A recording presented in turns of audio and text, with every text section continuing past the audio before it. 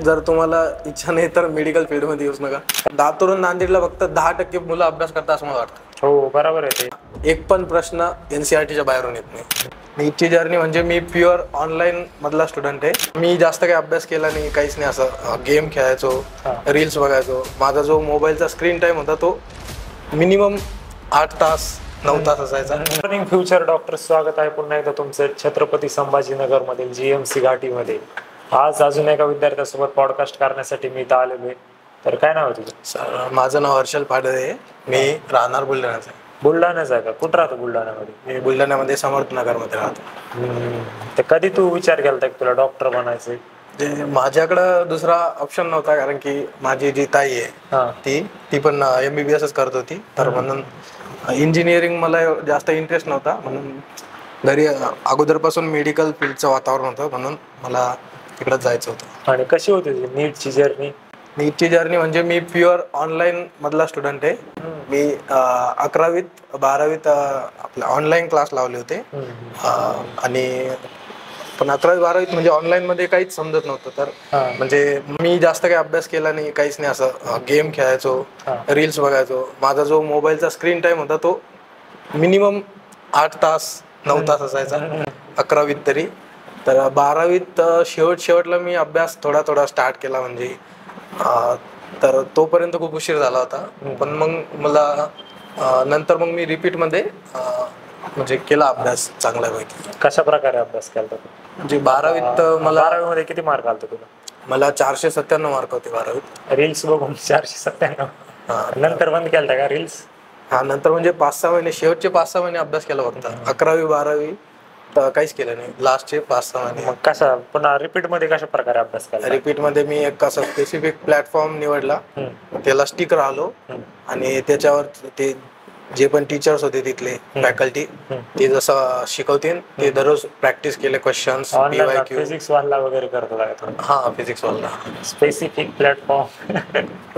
म्हणजे आजकाल युट्यूबवर खूप सारे ते भैया दीदी त्यांच्या मागं पळून काही मला असं वाटत नाही की फायदा होत असं. मला वाटतंय जरा ते ओव्हरच सांगतात काय ते शिकवता का मी नसं. म्हणजे कारण आता मी खूप साऱ्या MBBS विद्यार्थ्यांना भेटतो, त्यांना विचारतो की ही असं रिअल लाईफ आहे का? म्हणजे ते जे सांगतात ते म्हणतात असं काही नाही, एकदम डिल्युजनल लाईफ सांगत. जे मुलं सांगतात की आम्ही यांच्याकडून गाईडिंग करून एवढे मार्क पडले, तर मला वाटत नाही ते म्हणजे एवढं साध्य. ते मला काय मेडिकल खोटी मेडिकल लाईफ पण शेअर करतात. तर पण तसं नीटचा सिलेबस एवढा पण वास्ट नाहीये. जर तुम्ही प्रॉपर प्लॅनिंग न केलं तर आरामशीर तुमचा अभ्यास होईल. पण आता अॅक्युरसी जास्त लागते, कारण की आता दिवसेंदिवस कट ऑफ जास्त वाढत. तुम्हाला अभ्यास तर जास्तच करावा लागेल. परत मेन म्हणजे जे मुलं लातूर आणि नांदेडला जातात, घरचे आई वडील एवढे पैसे लावून, म्हणजे मी माझ्या मित्रांचा किंवा जे मी मुलं बघितलेत त्यांचा एक्सपिरियन्स वरून सांगत आहे. तर घरचे एवढा ट्रस्ट बिल्ड करून तुम्हाला तिकडं पाठवता, पण तुम्ही तिकडं अभ्यास न करता, म्हणजे लातूरून नांदेडला फक्त 10% मुलं अभ्यास करतात असं मला वाटतं. हो बरोबर आहे. ते माझ्यासमोर लातूरचे विद्यार्थी राहतात तिथे. तर नांदेडमध्ये पण बऱ्यापैकी करतात अभ्यास असं वाटतं. घरच्यांचे पैसे आणि घरच्यांचा विश्वास तुम्ही तोडू नका असं वाटतं. स्टडी प्लॅन काय होता? कशा प्रकारे अभ्यास केला माझा? म्हणजे मी सकाळी 7ला उठायचो. मी घरीच अभ्यास केलाय ना. मी सकाळी 7ला उठायचो. 7 ते 12 पर्यंत मी लेक्चर्स वगैरे जे बघायचो. मी जास्त बायोचे लेक्चर बघितले नाही रिपीट मध्ये. म्हणजे जे हार्ड टॉपिक वाटले मला त्याचेच बघितले. कुठले बायोचे हार्ड टॉपिक वाटलेले? म्हणजे जसे की प्लांट किंगडम, अजून इकडं 12वीचे टॉपिक होते काही सेक्शुअल रिप्रोडक्शन. 11वीचे 2-3 ते प्लांट फिजिओलॉजीचे, जरा anatomy in flowering plant. Physics मध्ये किती मार्क होते? मला फिजिक्स मध्ये होते 110 मार्क होते. आणि केमिस्ट्रीत 160 का 155 काहीतरी होते. बायो 355 होते मला. 355 होते अगोदर, पण 50 झाले ते नंतर एक क्वेश्चन कट झाला. तरी पण जवळपास आउट ऑफच मार्क. म्हणजे आमच्या वेळेस बायोचा पेपर सोपा होता असं मला वाटतं. म्हणजे 1 लाईनर क्वेश्चन होते. तसं डिटेल मध्ये तुझा डेली शेड्यूल सांग ना एकदा. 7 ते 12 मी अभ्यास लेक्चर बघायचो. 12 ते 1 जेवण वगैरे, आंघोळ, नंतर अर्धा तास असंच मोबाईल बघायचो. मोबाईल तुम्ही कम्प्लीट बंद तर नाही करू शकत, पण मिनिमम यूज करू शकता. म्हणजे तसं मी सांगितलं की माझा पहिले स्क्रीन टाइम 8-9 तास तर मिनिमम होता. कधी 12 पण असायचा. इंस्टाग्रामच्या मुलं ते PUBG, इंस्टाग्राम आणि मग नंतर मी रिपीटमध्ये खूप कमी केलं. म्हणजे मोबाईल असं एकदम बंद नाही केला, पण म्हणजे कमी केला वापर. तर नंतर मग 2 वाजेपासून तर 6 पर्यंत मी परत अभ्यास करायचो. PYQ किंवा जे शिकवायचे सर ते, आणि परत एखादा तास टाइमपास, आणि रात्री 11 पर्यंत अभ्यास करायचो आणि 12ला झोपून जायचो. तो असं म्हणजे हे डेली असंच करायचं का? म्हणजे डेली होत नव्हतं, पण मॅक्सिमम दिवस असं केलं. म्हणजे डिसिप्लिन कसा राहिला? तू ऑनलाईन अभ्यास करत होता म्हणलं. डिसिप्लिन म्हणजे ऑनलाईन डिस्ट्रॅक्शन्स एवढे. खूप डिस्ट्रॅक्शन्स आहे ऑनलाईन. पण ते इंस्टाग्राम आणि जेवढं पण सोशल मीडिया आहे ते मी नव्हतं ठेवलं रिपीटमध्ये. ते जर सोशल मीडिया नसलं आणि असे गेम्स नसले ॲडिक्टिव्ह, तर होऊ शकतं डिसिप्लिन. आणि घरच्यांच्या समोर होतो म्हणून जरा धाकामुळं पण मी राहिलो डिसिप्लिन.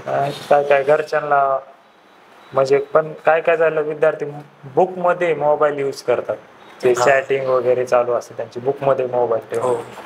अशा विद्यार्थ्यांना काय ऍडवाइस देशील तू, की फोकस कसं राहिलं पाहिजे यार? अशांना ऍडवाइस आहे की जर तुम्हाला इच्छा नाही तर मेडिकल फील्ड मध्ये येऊच नका. कारण की 2 वर्ष जरी तुम्ही अभ्यास करून काढले, कशी जरी पास झाले, तर समोरची जर्नी पण खूप लॉंग आहे आणि डिफिकल्ट आहे. तुझा सगळ्यात चॅलेंजिंग फेज कुठला होता नीट ॲस्पिरंट असताना? चॅलेंजिंग म्हणजे ते होतं की मॉक टेस्ट मला अशा ऑनलाईन द्यावं लागायचे, त्याच्यात फील येत नव्हता. मग ते म्हणजे त्याच्यात मार्क्स पण कमी यायचे, कधी कधी 300, 350, हे 720 पैकी एवढे यायचे. मग मी असं म्हणजे लास्टला असं ते पेपर प्रिंट करून घरी सोडवायचो ते जरा. आणि अजून आमच्या वेळेस ते कोविडमुळं जरा ऑनलाईन शिफ्ट व्हावं लागलं आम्हाला. कधी कधी नीट दिली तू? मी 2023 22ला पहिल्यांदा दिली ती, मग 23ला दिली. 23 मध्ये तर फ्री होतं ना पण सगळं? 23 मध्ये फ्री होतं, पण मग मला असं जाऊन म्हणजे ठीक वाटू लागलं ऑनलाईन मध्येच. म्हणजे ते जे फिजिक्सवाला जे प्लॅटफॉर्म होते ते मला वाटलं की बरोबर आहे. मी गेलतो नांदेडला जाऊन मी क्लास पण जॉईन केलता, पण मी 2 दिवस थांबलो, क्लासमध्ये बसलो, पण मला असं म्हणजे मॅच झालं नाही सगळं. मग मी ते 6 तास मला असं कंटाळा यायचं एका जागी बसून. आणि ते ऑफलाईन मध्ये मला ते बायोचा मला अभ्यास झालेला होता. ते म्हटले की तुम्हाला 6 तास इथं बसावं लागेल. मग मी म्हटलं नाही, मग मी रिटर्न घरी गेलो. मग सगळं माझं सामान. असं आहे का? नांदेड मधून वापस घरी गेला लागणार? हो. नीट ॲस्पिरंट्सला काय ऍडवाइस? आता नीट जवळ आली, नीट ॲस्पिरंट्सला काय मॅक्सिमम रिव्हिजन करा. फिजिक्ससाठी PYQs जेवढे जास्त MCQ सॉल्व्ह करसान तेवढे जास्त तुमचे मार्क वाढन. आणि बायोसाठी तर आता एक पण प्रश्न NCERTच्या बाहेरून येत नाही. आमच्या वेळेस पण नव्हता आला आणि मागच्या वर्षी पण नव्हता आला. तर आता यावर्षी पण नाही येणार असं वाटतं. म्हणजे तर हेच NCERT प्रॅक्टिस करा चांगली, PYQs. आणि आपले इनऑर्गॅनिकसाठी जे फॅकल्टी तुम्हाला नोटबुक मध्ये लिहून देता, आणि जे NCERT ते आपल्या तेवढंच केलं तरी सफिशियंट आहे. तेवढंच मॅक्सिमम टाइम जर वाचलं, एक गोष्ट जर मॅक्सिमम टाइम वाचली तर ती फायद्याची आहे. असं वेगवेगळ्या सोर्सेसवर जाण्यात काही अर्थ नाही आहे. बरोबर. तुझी लाईफ कशा प्रकारे चेंज झाली GMC ला लागल्यानंतर? माझी लाईफ खूप चेंज झाली. म्हणजे मी एकदम इंट्रोवर्ट पर्सन होतो. इथं आल्यापासून माझी जी सोशल लाईफ आहे, म्हणजे मिळून मिसळून राहण्याची सर्कल, फ्रेंड सर्कल खूप वाढलं. कशा प्रकारचा फ्रेंड सर्कल आहे इथं? म्हणजे आम्ही सगळ्या गोष्टी करतो, मस्ती करतो, फिरायला जातो आम्ही. म्हणजे खूप लांब लांब फिरून आलो फर्स्ट इयर मध्येच. कुठं गेलता फिरायला? आम्ही म्हणजे UP, वाराणसी.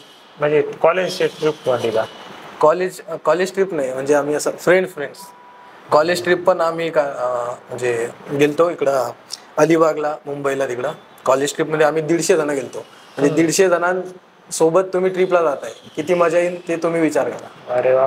सिनियर्स वगैरे रॅगिंग घेतात का नाही? म्हणजे रॅगिंग तर असलं काही नाही, पण आता बंद झालंय सर्व गोष्टी. म्हणजे एक लेवल पर्यंत चांगली, पण ती गोष्ट डिसिप्लिन लागते. आता जर तुमच्या फर्स्ट इयर वाल्यांना डिसिप्लिन नाही वाटत थोडीफार? तर चालतच येते. तर हा होता विद्यार्थी मित्रांनो एक पॉडकास्ट. अजून काय बोलायचं तुला? नाही, धन्यवाद. Thank you so much. अशाच प्रकारच्या पॉडकास्टसाठी आमच्या YouTube चॅनलला सबस्क्राईब करा. थँक्यू.